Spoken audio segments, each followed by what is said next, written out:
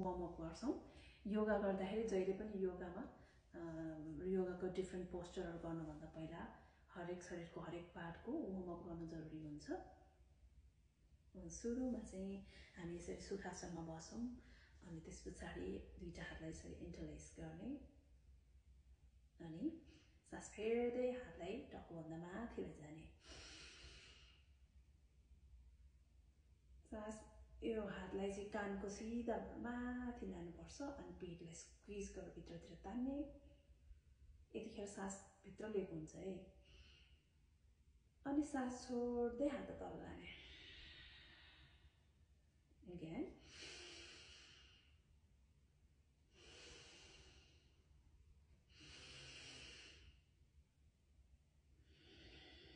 exhale tala फेरि inhale up exhale bend to the right side यसरी bend गर्दाखेरि यो कमरमा एकदम स्ट्रेच मजाले हुने गरेर हातहरुलाई यसरी बेन्ड गर्नु हुँदैन सिधा राख्ने यसरी अनि यता कमरको यतातिर मजाले स्ट्रेच हुने गरेर गर्नुपर्छ है inhale up to the center exhale bend to the left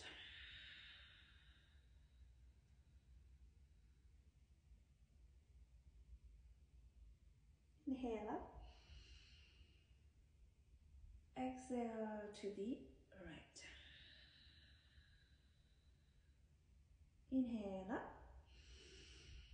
exhale to the left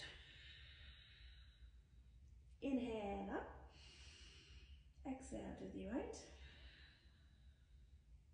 एकछिन बस्नुहोस् 1 2 and 3 inhale up exhale to the left 1 2 and 3 inhale up exhale release यसले हाम्रो आर्मको एक्सरसाइज भयो अब त्यसपछि यो के भन्छ यो आर्मको एक्सरसाइज गरौँ inhale exhale inhale exhale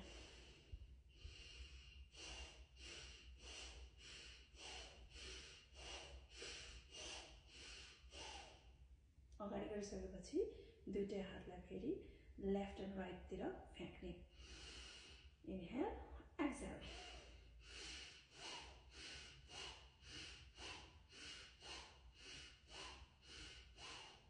अब माथि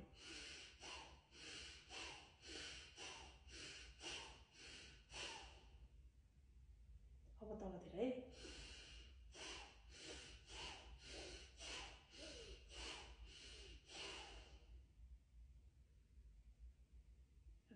हाम्रो आर्मको एक्सरसाइज पनि भयो अब चाहिँ यो हातको औँलाहरुको एक्सरसाइज छ यसमा चाहिँ एक्सहेलमा ओपन गर्नुस्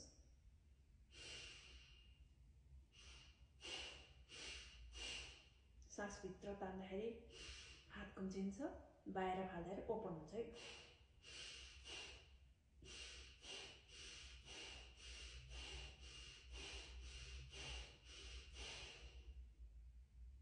अब यो औँलाहरुको है औँलाहरुको लागि हातलाई सिधा राख्ने अनि औँलाहरुलाई यसरी के भन्छ पानी बोइल हुँदैछ भनेर एउटा संकेत गर्छ नि त्यस्तै टाइपको के यसरी औँलाहरुलाई मज्जाले चलाउने है 5 वटालाई बराबर ब्रिदिङ नर्मल हुन्छ यसमा यसरी चलाउने है यो औँलाहरुलाई मज्जाले चलाउनु पर्छ अनि त्यसरी घोप्टाएर चलाउने साइडतिरबाट चलाउने अनि यसरी सेन्टरतिर फेस गरेर चलाउने माथि यसरी चारैतिरबाट चलाएपछि औँलाको एक्सरसाइज भयो त्यसपछि बुढी औँलालाई यसरी भित्रपट्टि औँलाबाट भित्र हाल्ने अनि यसलाई यसरी टक्क दुईटा औँलालाई जोड्ने अनि यसरी घुमाउने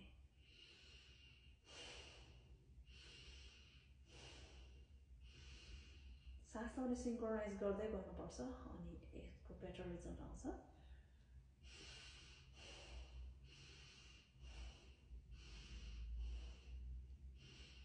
यसले चाहिँ यो रिस्टको एक्सरसाइज गर्नुहुन्छ। त्यस पछाडि यसलाई ओपन गर्ने, यसरी सिधा देखाउने अनि फेरि यसलाई तल गर्ने।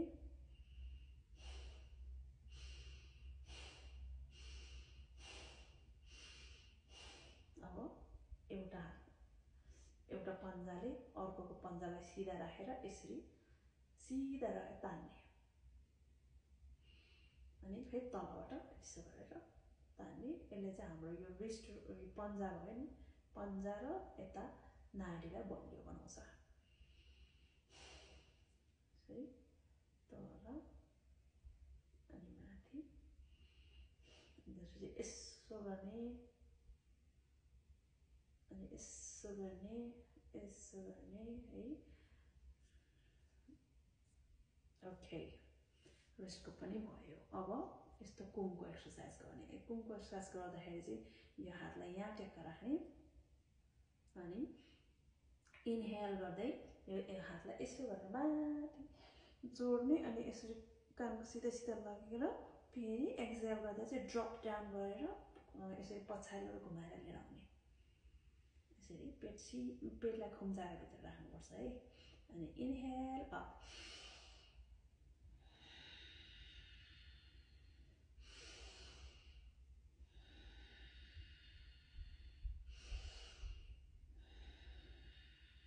अब तल राखेपछि फेरि अदर वे राउन्ड घुमाउने, पछाडिबाट इनहेल गरेर अपमा लाने, फेरि अगाडि जोडेर तल लाने, एक्सहेल गर्दै इनहेल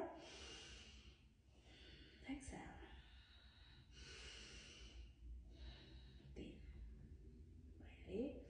अब दुईटै हातलाई सिधा यसरी रेस्ट गराउनुहोस् आफ्नो नीमा राखेर अनि अब घाँटीलाई यसरी इनहेल गर्दै तान्ने,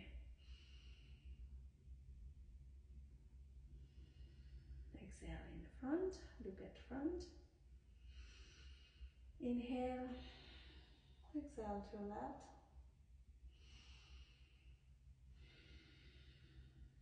अनि माथि हेर्ने, तल हेर्ने, घाँटीमा यसै चिउँडोले छातीमा छुने अनि सकिन्छ भने बिस्तारै यसलाई इनहेल अप डबल घुमाउने। यहाँसम्म लाग्दा इनहेल हुन्छ, त्यसपछि ड्रप गर्दा एक्सहेल हुन्छ है।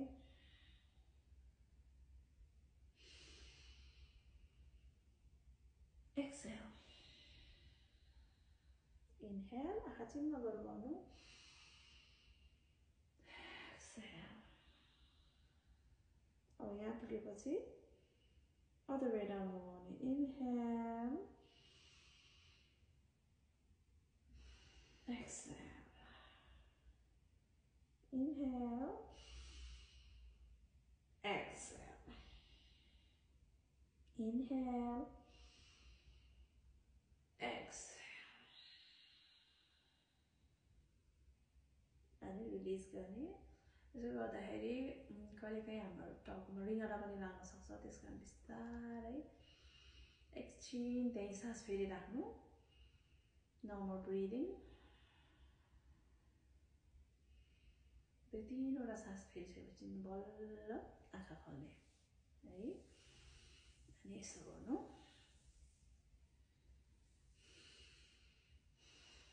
Way round. बुढाको मसाज पनि हुन्छ, हाम्रो कुमको पनि राम्रो एक्सरसाइज हुन्छ है। ओके, यतिले चाहिँ हाम्रो घाँटी अनि आर्म्स, हाम्रो कुम यतिको एक्सरसाइज भयो। अब खुट्टाको गर्नुपर्छ।